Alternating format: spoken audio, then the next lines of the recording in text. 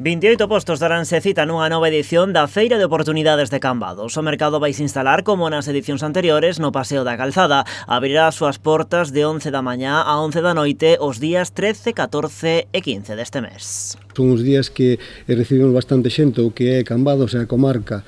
É unha feira que ten bastante positividade en relación ao cliente, porque é un toma daca, falase moito co cliente, conócese, é unha forma de conocer o noso produto. Ademais das tiendas asociadas e as tiendas da asociación están en web, están en redes sociales, pero é outra forma de dar a conocer o produto.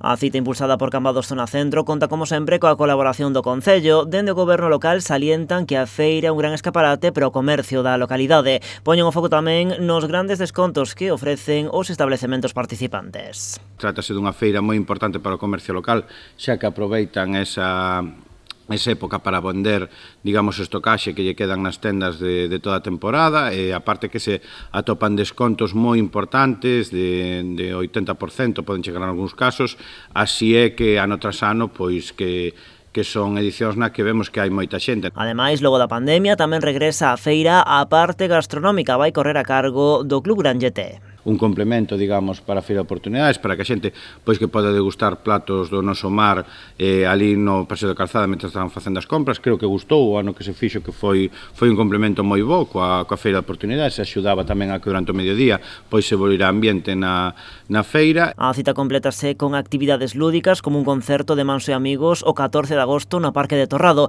As propostas de lecer continuarán tamén o 15 e 16 xa dentro do programa das Festas de San Roque.